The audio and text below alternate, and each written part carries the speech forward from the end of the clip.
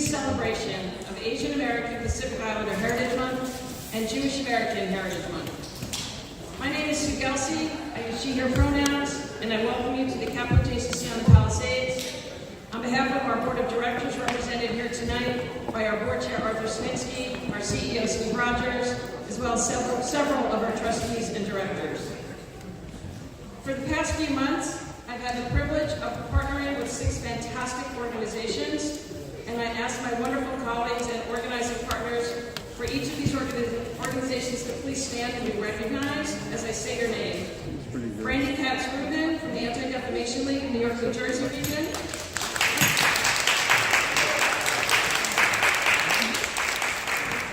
Jin Chun Yu from Fort Lee Chinese American Community Association.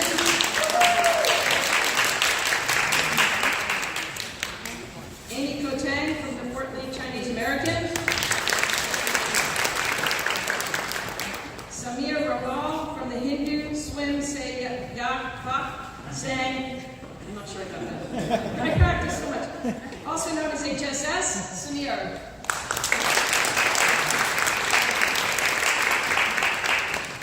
Dahlia Zader Levy from the Jewish Federation of Northern New Jersey. And Claire Fang from the Korean Community Center.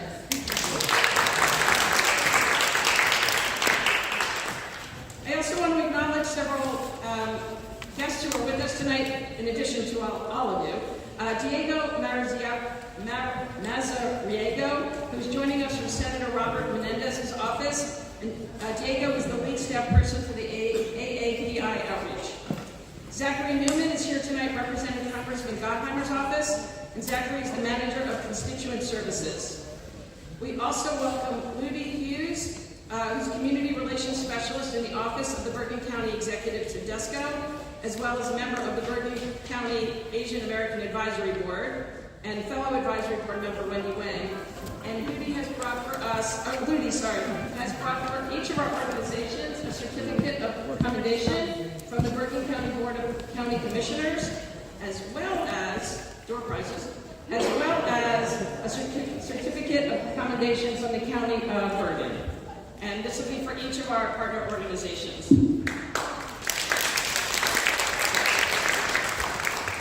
We welcome Chief Robert Chamberlain, Tenafly's Chief of Police and President of the Bergen County Chiefs Association. Welcome Hyun Ju Kwak, who is co-founder of the Richmond Asian American Pacific Islander Alliance and the first elected minority woman to the Richmond Board of Education in 120-year history.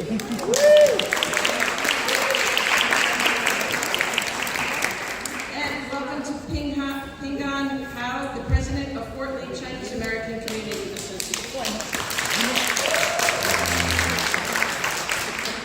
There's lots of other really special people, and I thank you all for being here, and I apologize for any mispronunciations. Our wonderful leadership group has designed this evening with several goals in mind. An opportunity to gain insights of different communities and cultures represented within the Asian American Pacific Islander communities, as well as different communities and cultures within the Jewish American communities. We hope you learned something new. We were looking for an opportunity to personally engage with people from other communities, religions, and cultures, and we hope you meet someone new. And we want to stand together as one community to disrupt acts of hate and advance peace. And we hope you make a plan for change with us. And of course, there's always social time, so we hope you enjoy the dumplings and time with one another. I'll now get to the heart of the evening.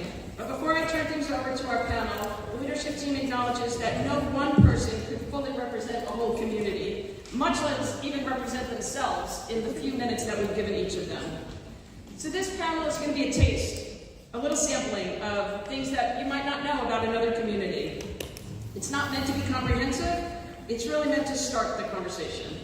And I now turn it over to a member of our JCC here, and a wonderful member of our community, Maya Abe Levin. Good evening, everyone. It's great to see everyone here. I'm very honored to be the moderator for this evening's panel discussion. My name, as Sue mentioned, is Maya Abe Levin. I have been a member of this Kaplen JCC for close to 8 years. My husband, myself, and my 2 children have lived in Tenafly for 8 years. I was born in the United States. I grew up in Washington, D.C., and I identify myself as a Asian American, Japanese American, Japanese. But there's an added layer to my family story. My husband is Jewish, and so we are raising our children Jewish and Japanese Americans. So I identify with multiple organizations and multiple ethnicities and religious backgrounds. So I'm very happy that I am here with these wonderful panelists tonight. So the goal of the panel is for representatives of various communities to share personal reflections, personal experiences, personal stories this evening. I'm going to be asking each of the 6 panelists 3 questions. The first question is going to be a start about introducing yourselves by saying your name, where you reside currently, what groups or communities you identify with, how long you and your family have lived here in the United States, and then lastly, if you can share with us something that you think might surprise people about the diversity of your community and culture would be wonderful. So we are going to start with someone on the very left, of the very right actually of the stage, and we're going to come this way. Yes. Hello, everyone. I get to go first. What an honor. So my name is Sungwon Kim. I take she, hers, and I am a program manager at Minkan Center, New Jersey. We are located in Palisades Park, which is home to many Korean Americans living in New Jersey. I am from Rutherford, New Jersey, which is also part of Bergen County. I was born in Seoul, South Korea, and immigrated to the United States in middle school with my family when I was 10 years old. It's been about 18 years now since I moved to the United States, and I call this place my home, New Jersey.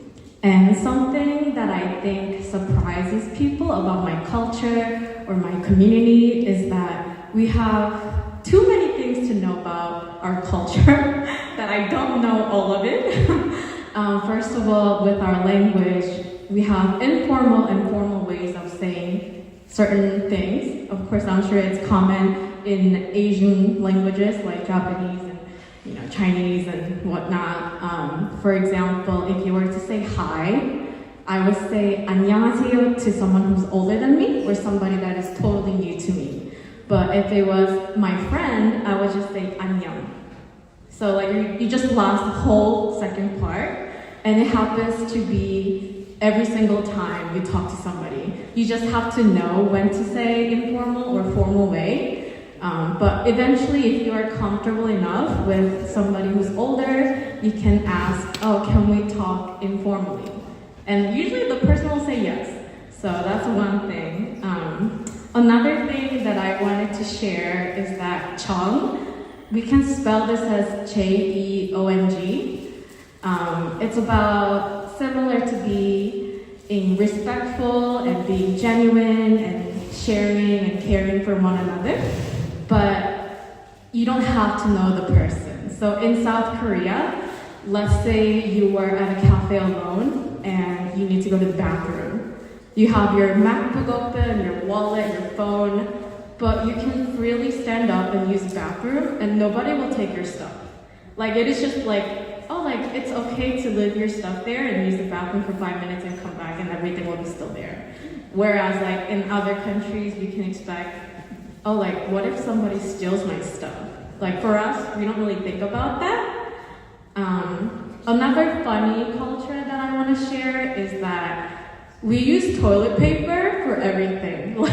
We use toilet paper in bedrooms, living rooms, bathrooms, kitchen, everywhere. So if you see toilet paper anywhere in the household, it is very common in Korean culture. It's just used as napkin or tissue. So don't feel this is dirty. It is not dirty. It's clean tissue for us. So I'm sure you can feel that way too. It's just a clean napkin and a tissue for you. So that's something I wanted to share because it looks funny in a way, and I didn't want it to be funny. But yeah, that's about it. Thank you, everybody.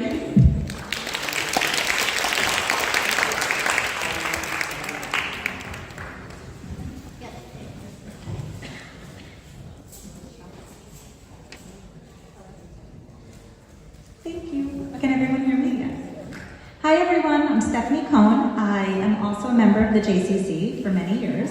All my children have gone to school here, and we're involved with the Jewish community in many attributes. I myself am Jewish. I was born Jewish. Both my parents are Jewish. My grandparents are actually Holocaust survivors, which I'll talk about a little bit later today, and kind of how that shaped me and who I am. I consider myself to be an American Jew, meaning that I myself was born in the United States, and so identify as being American, but also Jewish, and some of those sometimes conflict, but as a whole, it kind of sets together who I am, American and Jewish in one. So to answer kind of what surprises me about the diversity in my community, being an American Jewish person living and growing up in northern New Jersey, is that I think to an outside person, somebody who's not Jewish, not part of the community, they may not realize how diverse the Jewish culture is within just being Jewish. So just a little bit of an overview of a history of the Jewish identity, or the people who identify as being Jewish. There's about 14 million Jewish people. Most live in either Israel or the United States.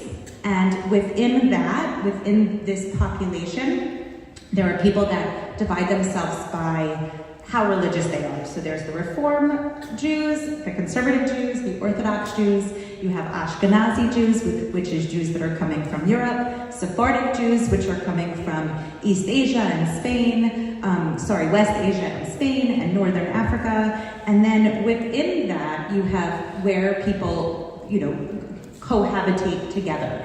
You have Tenafly, you have Chicago, St. Louis has a big Jewish population. So all of these things make one different from one another. And what makes these groups common, though, is their Jewishness. So we're kind of, as being an American Jew, while we do have kind of subsets, I guess I would call it, there's this Jewishness that makes everybody similar. And I think the trickiest part about it is that sometimes Jews amongst themselves don't really see their commonness.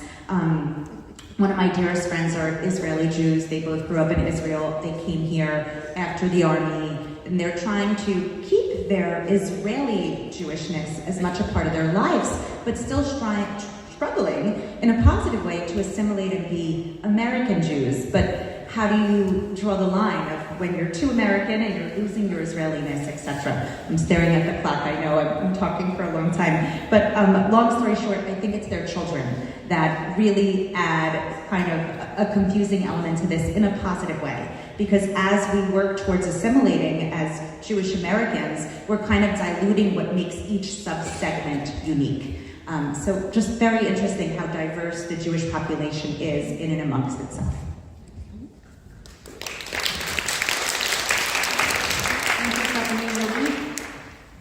Thank you, Stephanie. And my name is Yogi Gupta, and I am a project management consultant, currently working with the Prudential Financial. I came to this country in 1998. This month I am finishing 25 years, first when I landed into the US. And I think most of people remember Y2K that happened. That Y2K thing brings a lot of Indians at the time in the IT sector in this country. And I also, in that race, came to this country, US, living with my family. Talking about the culture and surprises in the culture, like Stephanie mentioned, about the differences, diversity within the culture. And I came from a land which you can say the extreme of the diversity. Can you think about, there are 29 official languages in India, official. More than 700 dialects of the languages are recognized. Can you think about that every 50 miles there is a different food, different dress in the different states, right? So much diversity.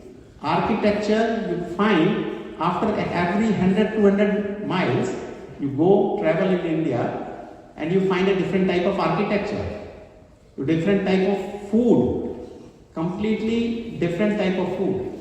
Can you think about a culture where more than 200 type of dishes are made only with the rice flour? So that type of diversity I am coming from, but still with all the diversity, everyone is living harmoniously together with one thought, because the thing is, should we look for the differences or should we look for what is the common thread? So I am coming from that culture, so much diversity. When I see here diversity wise, so we talk about here diversity and inclusion, and then I feel that yes, I am coming from a land which is extreme of the diversity, and we still live because we all feel that we are all one. Blood is one. We drink same water. We breathe same air. So we are all one. So we have to find the ways how to think where the similarities are rather than looking at the differences. Thank you.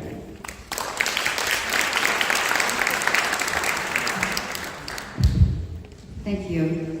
Thank you, JCC, for giving us this platform to come together tonight. I want to lead with that heartfelt gratitude for this opportunity. I'm Amy Kotang. I live in Fort Lee, New Jersey. I currently live there with my husband and 2 daughters. I came to the States when I was 10. I've been here for about 40 years now. I'm losing count. My father said at my wedding that I was a daughter of the labor class, and he wasn't wrong. Both of my parents did not graduate from elementary school. They came here and they opened up a hole in the wall, and somehow from that hole in the wall, I crawled myself onto Wall Street, where I traded fixed income securities for 20 years.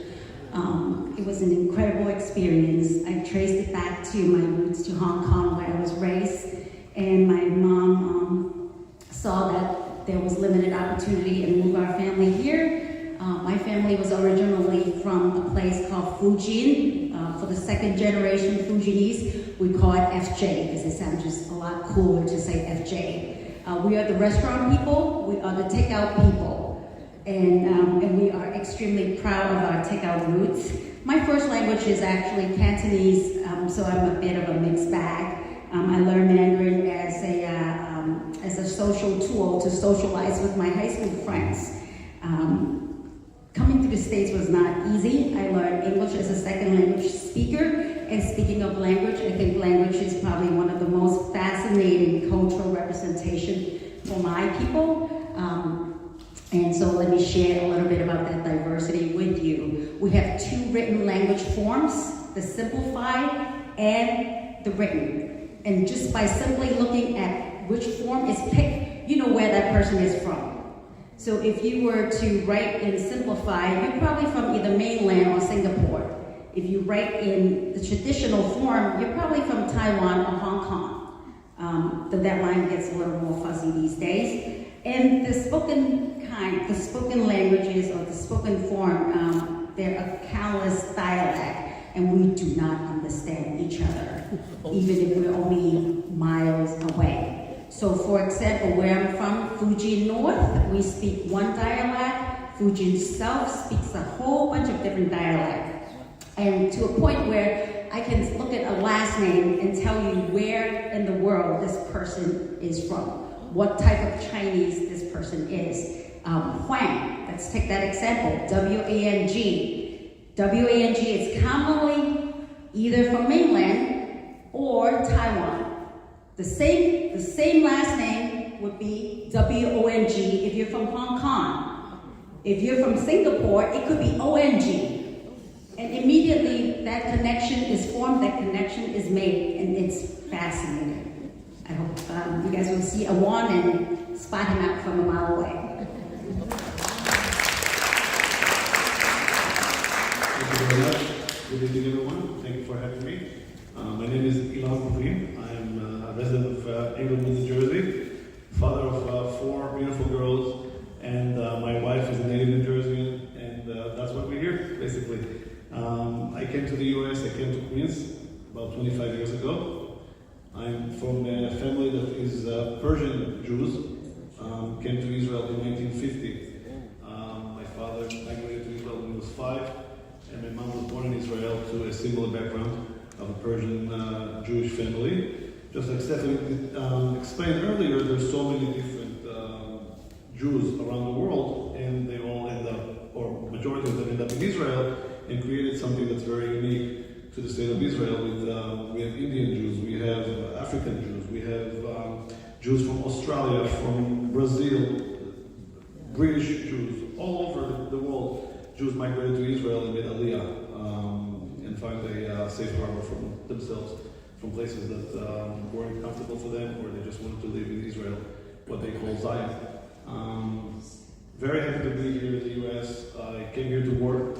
I thought I'm going to be here for a little bit, but then I met my wife, and we built an amazing family. My wife is not from a Sephardi background. She's basically born in the US. Her family is from Ashkenazi descent, Eastern European family, and we have different traditions. So when we started the family, it was very different habits and traditions and celebrating holidays in different manner, but we always said that we're going to bridge the gap and find a common ground, and that's really the uniqueness of my house, and celebrating all that is different and bringing it to one roof. My family that came to Israel came in 1950. My grandfather migrated from Iran, and they lived in a town that's called Kerman. It was a place south of Iran, still a town in Iran. And his brother came to Israel in 1930. He came with camels and on the back of trucks and whatnot with his kids.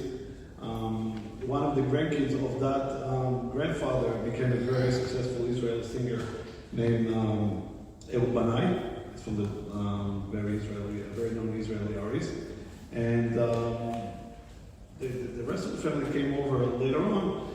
They worked in different, jobs that they can get, because the state of Israel was very, very, very new, and they had to take anything that they can to survive. But they taught us how to work hard and values, and they built a community in Israel, like a synagogue for the community, and that's where everybody got gathered all the time. So I always say that when we have the JCC or other locations for the community, it's always a place that everybody can come together and share the same common ground that we all have. Thank you for having me.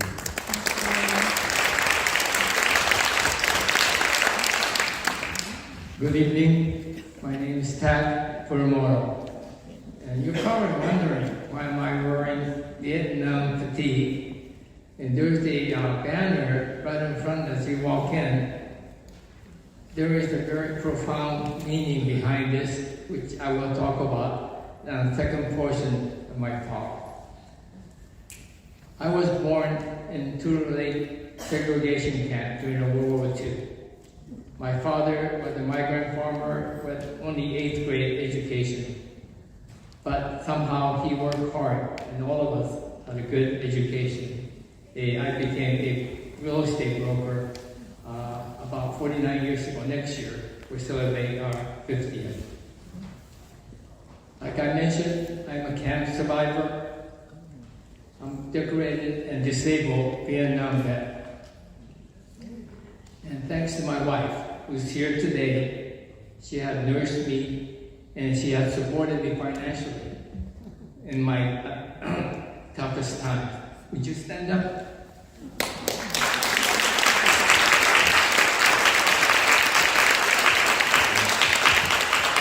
A lot of times, the spouse of returning soldiers don't get enough credit. But without her, I might be in New York City, homeless like other Vietnam vets. Thank you, Hannah. Woo! We started a real estate business 49 years ago because I couldn't hold a job. I came back from Vietnam with PTSD and Agent Orange. And for 10 years, she had supported me. That's why we're here. And we will be celebrating our 50th year anniversary of our company next year.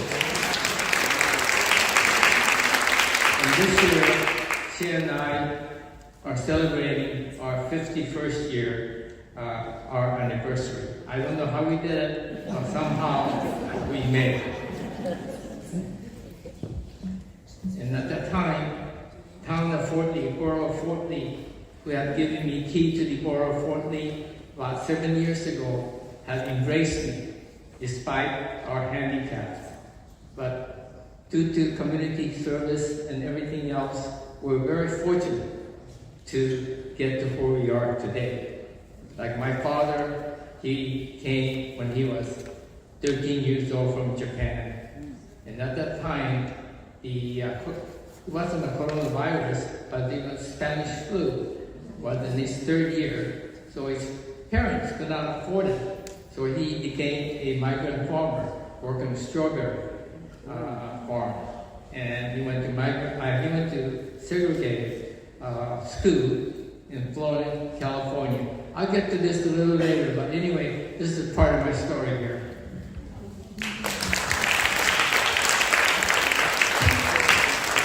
Thank you very much for all of your very diverse personal stories. I would like to move on to the next question, if I may, which is if you could share a hardship or a challenge that you or your family are facing currently or in the past. If you can talk a little bit about that and how that might be as a result of your religion or your country of origin. We were hoping you could start Yogi. We're going to start with Yogi this time. Thank you.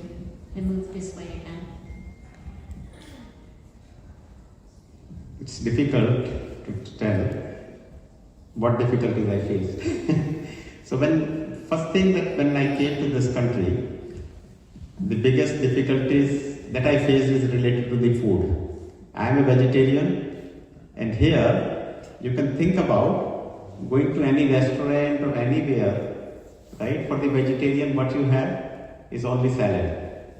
So that's one of the biggest difficulties I faced. I remember still when I came here, for whole 1 week, I was just eating banana and some yogurt that I found in the stores. Because as a new immigrant here, a lot of things you don't know. So that was one of the challenges. Related to the religious thing, especially I think in the New Jersey, you don't feel that type of discrimination, but still, I being a Hindu, it is very difficult for me to explain. So a lot of people here, like they are not able to understand the concept of the Hindu. How you are worshipping so many gods? How can be so many gods? Right? What type of gods you are worshipping?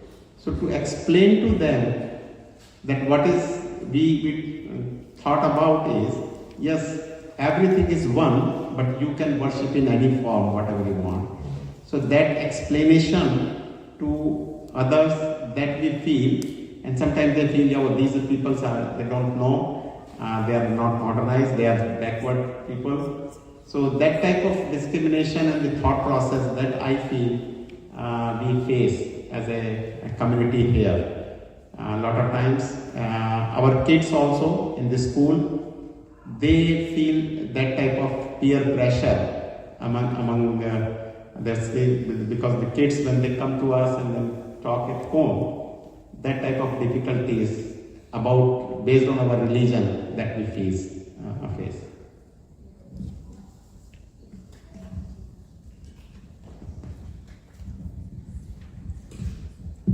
Thank you. When we came, it was 1985.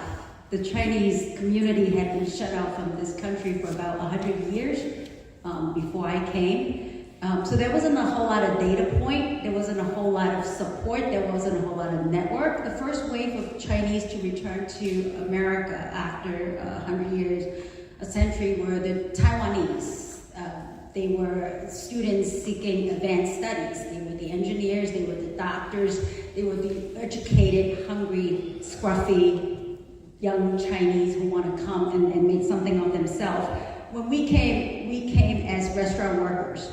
My parents didn't speak English, so there was a lot of loneliness, there was a lot of solitude, there was a lot of barriers to access to services, to language support.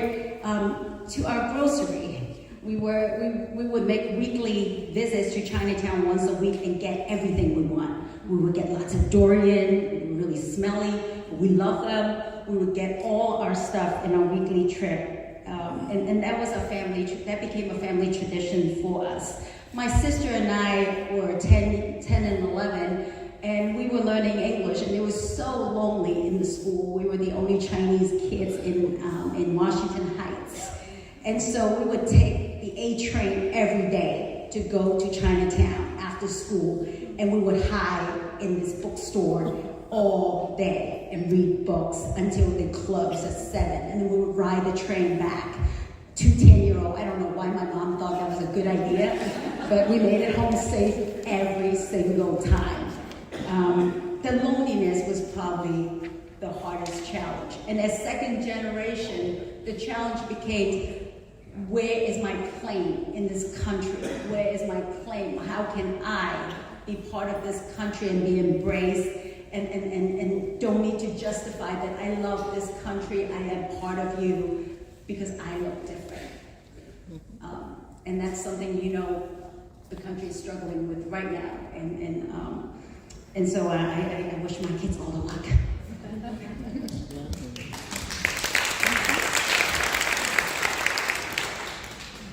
So when I came to the US, I was a 21-year-old single guy and really had no fear of anything and didn't care for anything. I just came here to work and was focused on that, and work was everything. Now that I'm a parent, and recently we went to Israel, unfortunately the situation over there wasn't so good.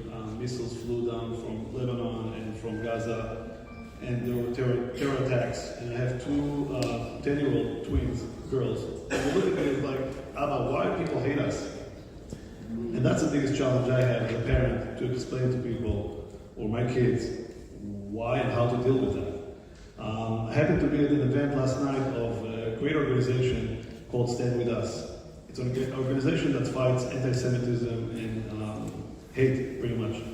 And that's the biggest challenge of today's world, in my eyes, to really educate people that we're all the same. People are people. And celebrate your ethnicity, celebrate your accent. It can be nice, sexy, or boring, but whatever. Just be yourself and celebrate that. And events like this and situations that we are all in should make us stronger, and I welcome the opportunity to do more of those and teach people how to deal with all that, because there's no reason for hate, and there's no reason for people to feel that they're not welcome in the world for any reason. I really never felt any hatred or any anti-Semitism in New York, but one time there was a Arab cab driver, I think he was, and I was on my phone walking into the yellow cab, speaking in Hebrew, and he kicked me out right away. So I was like, why? He was like, Israel, Israel. I was screaming. I was like, okay, goodbye. So, yeah, things like that happened, and I didn't know how to approach it. I was very upset, obviously, but, you go on social media, you go all the outlets that we have these days, and you try to influence and do as much as you can to make sure people, bridge the gap and actually know what they talk about and know the history, know the differences and the challenges we all face and overcome them.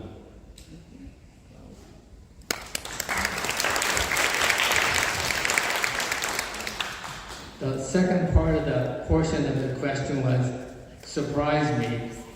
Well, my family must have been really surprised when 1942, President Roosevelt signed the Executive Order 9066, putting 95% of the Japanese American into internment camp.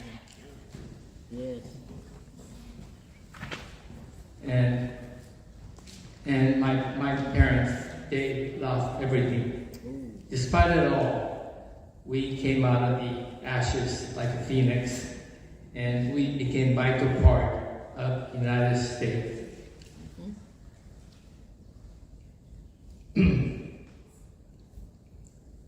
The thing that I wanted to say is during the World War II, we were locked up for 4 years for being of Japanese heritage. First time in American soil.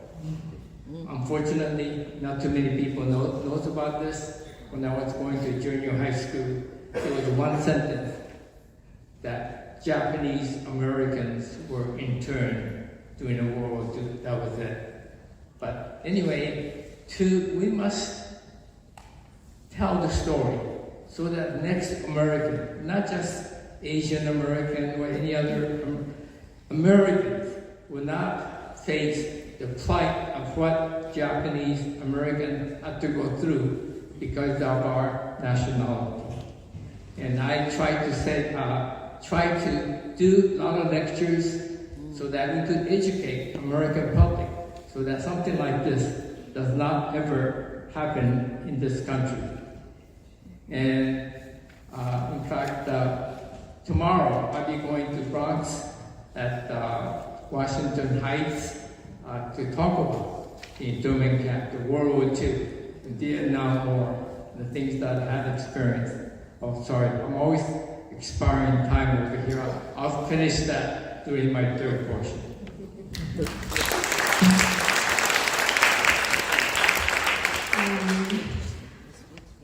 So I'm gonna say a few numbers. So there are over 60,000 Korean Americans living in Bergen County. And within Bergen County, there's 8,500 undocumented Korean Americans living in here. I am one of them. And we tend to think that being Asian, there's no connection with being undocumented. I don't know why, but media doesn't show Asian Americans being undocumented and only really presents another race. I don't want to go in so much detail because I don't have much time. Oh, it is not ticking. Well, I got more time now. So. But because before I went way over and I was like, oh, this is not good, right? With my status, it's always a challenge. My life right now is still a challenge because, I think about my future. I consider myself still young and I feel like I can do so many things. But because I am undocumented, I feel like I had to really represent my community, and just moving to the United States with my family, we speak zero English, like nothing. And whenever we go somewhere, I have to translate for my parents, whereas where I feel like I need the support from my parents too. Like I have to be the one to take my parents, translate things, oh, we need to do this, we need to do that. For college applications, I did everything by myself because my parents are always working, or they wouldn't know how to process certain things.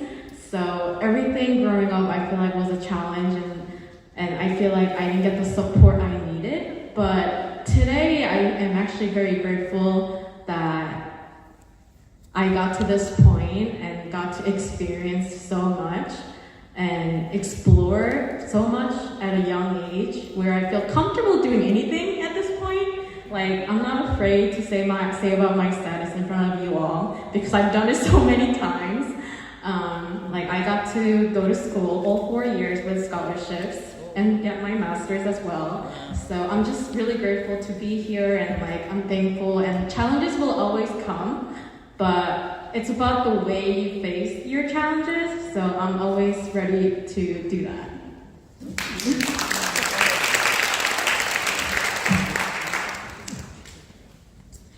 So I am going to read a little bit. I like to wing it when I speak, but I just have a lot to say for this specific question. Where I'm different than, or the anomaly of the group, is that I am second generation American, and it's my grandparents that came here. And so I'm going to read for a few minutes. My grandfather was 18 years old when he watched his mother being kicked to death in front of him by Nazis. He then escaped and joined the Red Army, leaving behind his father and 4 siblings to die. My grandmother turned 16 on September 1st, 1939, the very same day the Nazis marched into Poland. She then was transferred to Warsaw Ghetto and then to a concentration camp.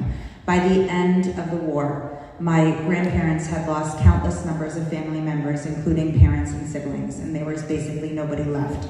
Their personal tragedy and survival defined who they became and who I am. The Holocaust immigrants specifically had nothing. They built whatever life they could without a life to go back to. And so their assimilation was hard, but it was necessary because there was nothing to hold on to from their past.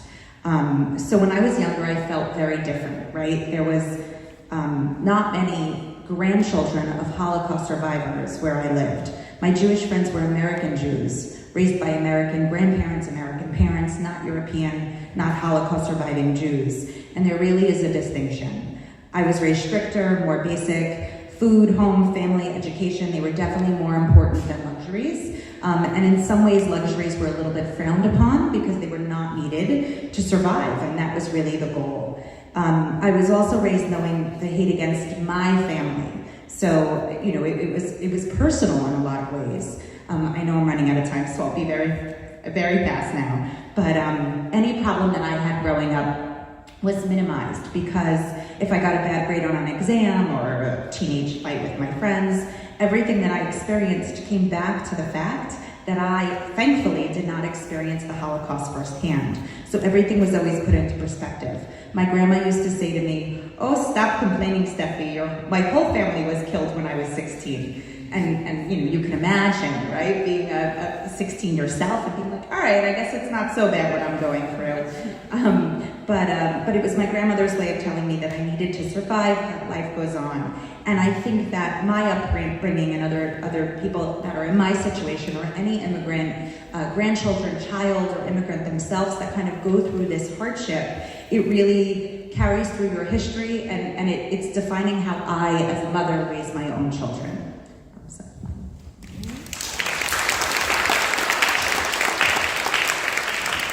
Thank you very much. I think we're hearing some similar challenges and some very differing challenges, but I think it all goes back to how you are presenting and how your family has dealt with these challenges. So thank you very much. I think I'm going to change course a little bit, and we're going to talk a little bit more about perhaps joyful traditions that your family and you, what are some joyful activities or traditions or things that you do with your family and your community? If you can share some of those stories, and we're going to start, I think, with Elon this time. And I'm going to give you this microphone. Yes. Thank you. So we have a joke in my family. So we celebrate a lot of the holidays that some of you probably don't know, or some of that. Jewish people don't celebrate. We celebrate all of them, and we always say, you know what? We celebrate a holiday to thank for something that happened. And one of the times where a holiday got together, my family from my wife's side came over and they celebrated with us in Israel. Mind you, they are from Ashkenazi descent and we are from Sephardi descent. And they came with us to synagogue, and the way that it's the tradition in the synagogue, in the Sephardi synagogue, is where you want to go up to the bima and be part of the service. You have to raise your hand and you donate a portion of money to go for that portion of the reading and be part of that tradition. In a Ashkenaz synagogue, you have a membership and they pick people randomly or by order and they go up to the bima like that. And my father-in-law didn't know that, and he came to the synagogue and suddenly he sees like a bidding war going on. And he was like, what is going on? He keeps raising his hand. And I was like, we're buying all the stuff where everybody doesn't have anything to buy. And he found it very funny that, you know, this is a way to go out and worship by donating money and celebrating with, you know, with your people, but in a different way that he's accustomed to.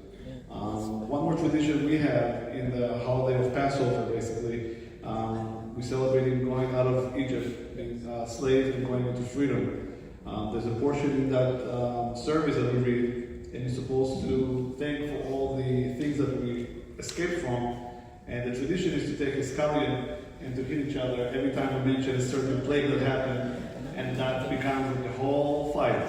And you're not supposed to take the scallion from the onion side, you're supposed to get it from the top, but some people turn it over and hitting you really hard. And the people who come to the family for that service, they find it like, what is going on in this family and hitting each other?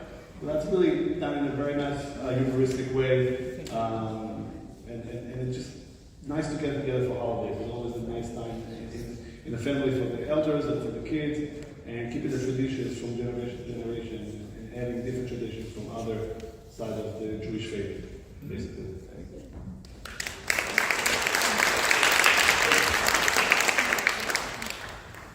I've been expiring time one after another, but I'm trying to finish the story now. For the first part, I mentioned my military uniform and the Go for Broke banner that during the World War II, the Japanese Americans, they had volunteered for 2 years, from 1942 to 44. They could not fight for this country. But in 1944, winter time, finally President Roosevelt said, okay, you could volunteer.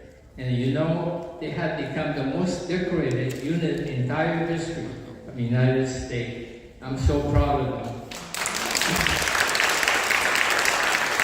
And we use this Japanese heroics to our advantage because at that time, even the Supreme Court did not rule this unconstitutional. Did you know it took 76 years? There is no brainer on this. What just being a Japanese American doesn't give you a right to lock you up for 4 years in this country. But you know, it took 76 years, but finally it was done. And this year, I was fortunate enough to pass the Fred Korematsu Day of Constitution and Civil Liberties in the state of New Jersey. January 30th has become a day of Constitution in New Jersey in perpetuity. And this was done really this year. And I've been trying to teach and educate people in this country how we can learn to live together. Something like this should never, ever happen. But it is happening. Even today, the hate crime. If you see in the front, I was in the program, Oprah Winfrey Show, 1992. The name of the program was Racism in America. And this is not the first time we're facing racism in America. The first one already talked about. We got locked up for 4 years.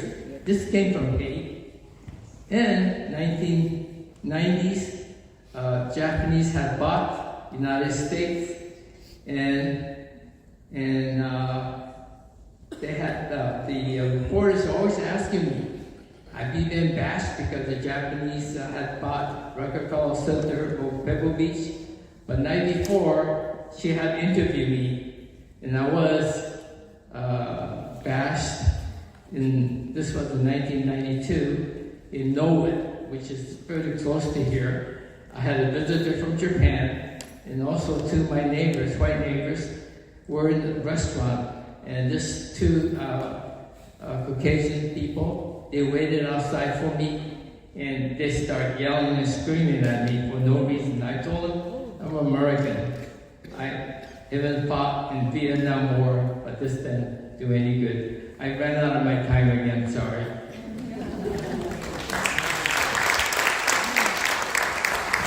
He's a true military man. Okay. I feel like this question is so easy but so hard because I'm gonna talk about food for like 2 minutes.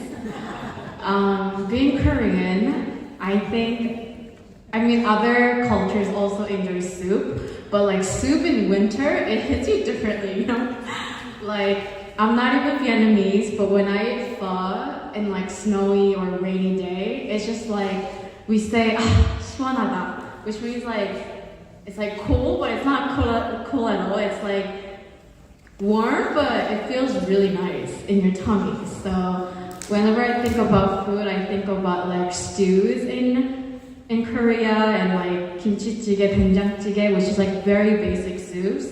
But I feel like Korean culture and like Korean food has expanded so much in the past like decade or two. It's so easy to get anywhere. Like I go to Costco and I can get it. Like seaweed, I can get it there. Like rice, I can get it. Like if you go to Trader Joe's, you can see kalbi or like tteokbokki, and it's so easy to make. So I'm not trying to promote Costco or Trader Joe's, but like this is all I'm getting at Trader Joe's. Like Indian food, I can get it. Chinese food, I can get it. Korean food, I can get it. It's so easy and like so easy to make. So when I think about food, I think it's so easy to come together with all different backgrounds and race and whatnot. And I just want to talk about food because I love food. And like, when I think about bubble tea, like, you want to go get bubble tea? Sure, why not? Because bubble tea's so good.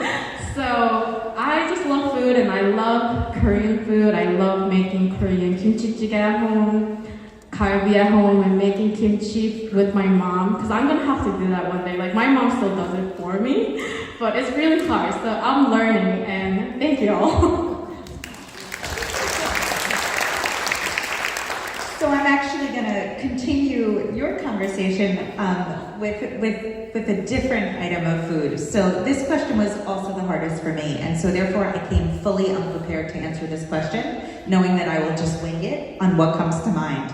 And on my way here, I was chatting with my 13-year-old son, and I said to him, how would you answer this question? What's your most special thing about being Jewish? And he goes, challah. And I was like, challah? And so those of you who don't know what challah is, it's basically bread that, unlike matzah, has risen and it's just delicious. But I think his answer resonated with me, right? It's a simple answer. What's your favorite thing? Challah bread. But it symbolizes so much more. It symbolizes the experience that we have every Friday night where we do take out challah. Sometimes it trickles over to the next morning and we're making challah French toast and cream cheese. But really what it's about is kind of the notion of the time is stopping for a moment, we're enjoying this food, and we're doing it together. And I think that any holiday or any positive memory that I have in my life of being Jewish and identifying as Jewish has been the piece of togetherness, that I'm doing it with my family, with friends. I'm going to end this comment on one story.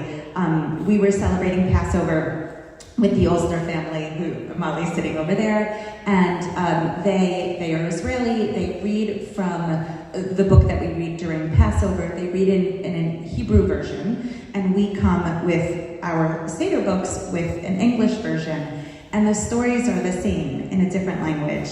And it was actually Dan, Molly's husband, who pointed out that how amazing is this, right? We all are coming with our own traditions, bringing in our own backgrounds, cultures, lives, countries, languages, but all Jewish people around the world for 5,000 years are keeping the same tradition and reading the same words.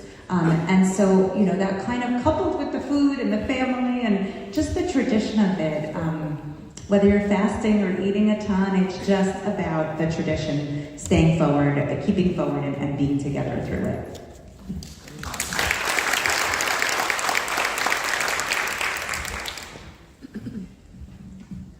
Like I mentioned earlier about the diversity, so the festival or the festivity is the main thing that I enjoy in my culture, in the Hindu thought process and Hindu festivities.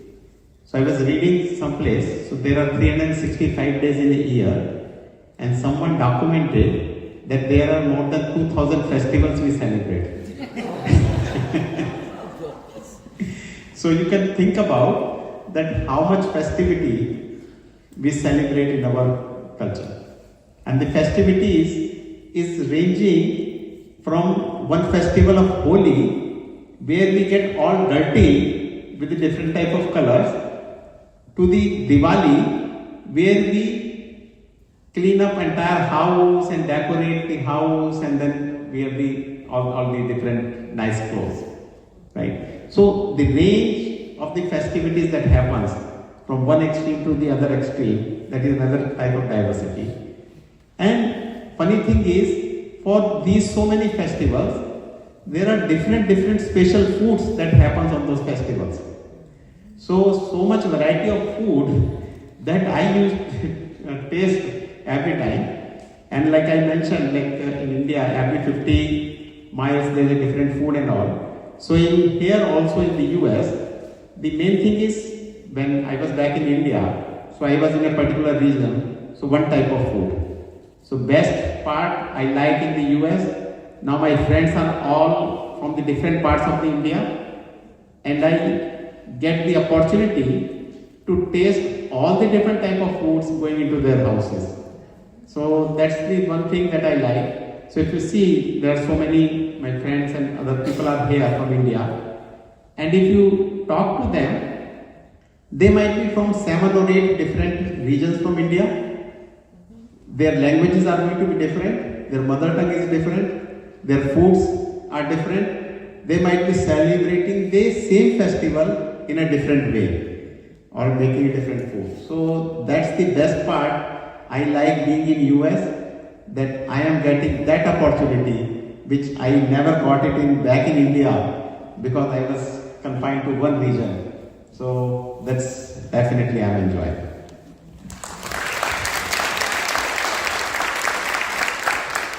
I think the common theme is food. Well, needless to say, the Chinese Americans use food as our currency of friendship. And how many of you have been invited to a Chinese restaurant by a Chinese person? It's like how we make friends. I see has some hands up. How many of you have been to a restaurant where the wall have Chinese writing and that is not on the menu? You know what I mean? You know what I mean. So food is how we bond. We don't bond over alcohol. We don't bond over drinks. So it's really awkward for us to walk around the room with drinks in our hand because we don't know what to do with it. We're supposed to drink it, or we're supposed to pretend we're drinking it, take one sip and work it through 4 hours, or we're supposed to chug it. It's a mystery to us, and especially when you're in college, you're not sure what to do. Food is synonymous with family. We have food whenever we have family gathering. And our table, around, they're not long tables. I've never grown up seeing anyone with a long table until I came to this country. So if you're having a fight with someone, you're screwed. You can't be set apart. Everyone is equal distance. And family is such a big part of our tradition. It's unfortunate that because of the single child policy, I know that many of my contemporaries don't have siblings, but I have a family of 5. My mom left China at the right time so she could procreate freely, and she procreated. We gather. When we go out, it's hard to go out. When we go out, the immediate family is 20 now with all the kids in the family. And we love it. It was hard growing up as a kid. We never had enough meat on the table. Grandma always saved the protein for the boys. And I always resented that. It is a traditional thing for the boys to be favored in the family, and that's something we joke about it now. But the strong family tie is something that is unparalleled. Nursing home it's taboo. Being separated from our family is taboo. And there's good and bad. There's a lot of expectation when you're the elder. Who shoulders that responsibility in the family? And it becomes a thorn in some family. It's not always happy families, strong ties. The expectation for the elder to take care of the elderly. But I love my family. My in-law moved to Fort Lee for us. My parents are in Fort Lee. My sister is in Fort Lee. My brother is in Fort Lee. He bought the house next to my mom. That's how much family means to us. Thank you.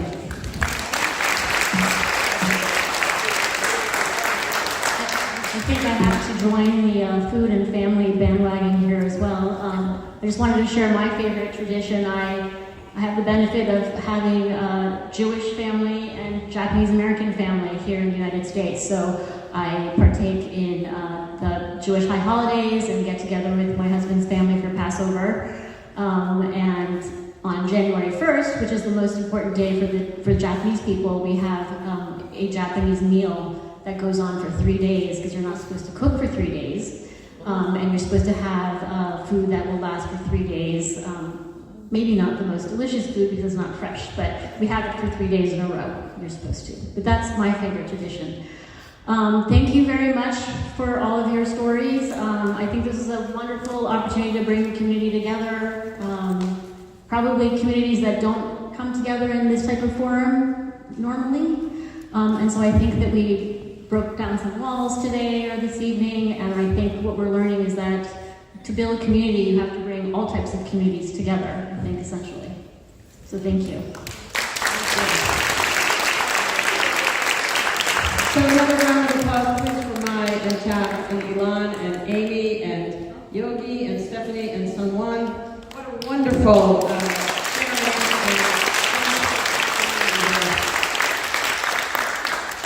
So we're going to engage now in actual opportunities for you all to get to know one another. So this was learning from other people. Now you're going to share, you're going to meet someone else, hopefully from a different community than your own, and share similar things. What's your favorite part of your culture? And what's something that maybe has been a challenge for you? What do you wish people knew about your community, your culture? So you're going to have 2 opportunities for one-on-one conversations, and then we're going to be in groups where you can share a little bit about something you learned tonight, something you might want to learn a little bit more about, something you were surprised about. So you can give some thought to this as we're moving to the next part. So we have some facilitators. The facilitators, if you can now move to your designated areas.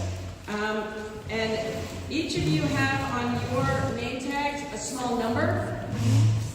In just a moment, I'm going to ask you to go, I'm going to ask you to move in the room, not yet. I'm going to ask you to move in the room to the space of the number that corresponds with your name tag. So if you have 1, you're going to come up here in the front. If you've got like 9, you're going to go back down. Anyone? Wait, hang on, stay there for a second. If you have anything from 1 to 7, you're going to be up in the same front area, and I'll ask you to make circles with the chairs up here. If you're in the back, the circles are already there. And the first thing you're going to do is find a partner to have a conversation with who is from a different community than your own. So now go find your numbers. 1 is up here.